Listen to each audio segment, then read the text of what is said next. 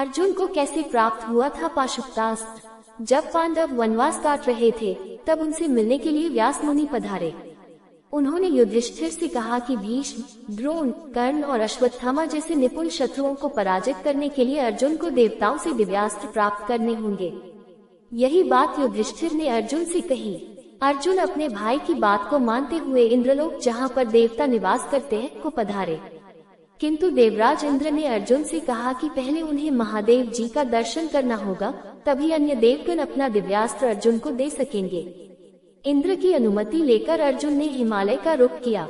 वहां उन्होंने महीनों भीषण तपस्या की।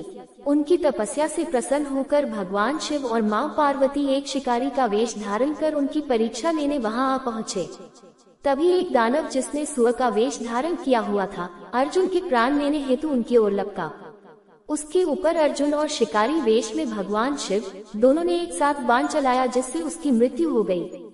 दोनों में इस बात को लेकर बहस छिड़ गई कि किसने उस दानव का वध किया।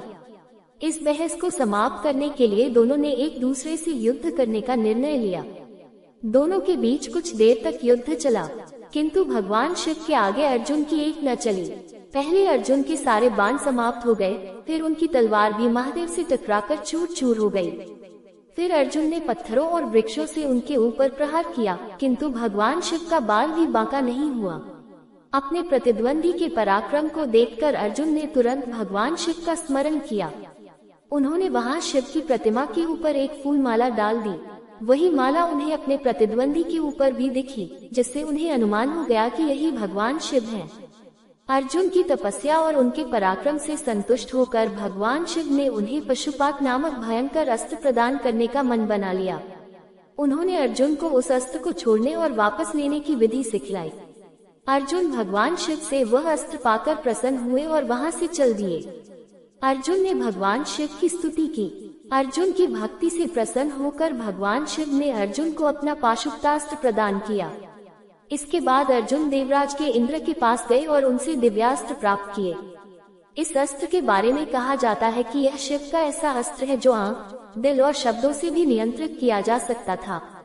कुछ विद्वानों का मत है कि अर्जुन ने पाशुपतास्त्र अस्त्र का प्रयोग जयद्रथ को मारने के लिए किया था।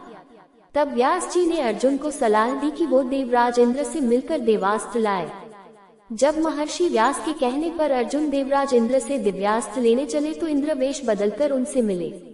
जब इंद्र को अर्जुन की इच्छा पता चली तो उन्होंने कहा कि आजकल मनुष्यों को दिव्यास्त्र और देवास्त्र देने में हम ज्यादा सावधानी बरत रहे हैं, क्योंकि पहले मानवों ने इनका दुरुपयोग किया था। तुम पहले महादेव को प्रसन्न करके पाशुपतास्त्र प्राप्त करो, फिर इंद्रपुरी के दरवाजे खुल जाएंगे। यदि कोई सात्विक मनुष्य महादेव को प्रसन्न करने चले तो पहले उसके मन का मल महादेव मल मल कर निकालते हैं। अर्जुन के साथ भी यही हुआ। पहले तो लंबी तपस्या ने अर्जुन का मन निर्मल किया, फिर महादेव ने किरात अवतार लेकर उसका गर्भ नष्ट किया। इसके बाद जब महादेव ने अर्जुन को दर्शन देकर पाशुपतास्त्र दिया तो वो बहुत बदल गया था। ये मान सकते हैं कि ये अस्त्र पाना महादेव की तरफ से इंद्र के लिए संकेत था कि अर्जुन दिव्यास्त्रों का गलत प्रयोग नहीं करेगा। महादेव के आशीर्वाद से अर्जुन के मन की इच्छाएं इतनी खत्म हो गई कि इंद्रपुरी में स्वयं उर्वशी के निवेदन को उसने ठुकरा दिया। पाशुपतास्त्र, ब्रह्मास्त्र जैसे भयानक अस्त्र हर किसी को नहीं दिए जाते थे। पहले अपनी योग्यता, धैर्य इत्यादि सिद्ध करने होते थे। ये अस्त्र महाविनाश के अस्त्र थे। ये एक डटरेंट थे। इनसे डरकर युद्ध कम होते थे। जैसे आजकल परमाणु हथियार हैं तो खुले युद्ध नहीं होते। जिस जगह अर्जुन को महादेव ने पाशुपतास्त्र दिया था, उस जगह का किरात मंदिर आज के झारखंड में पड़ता है।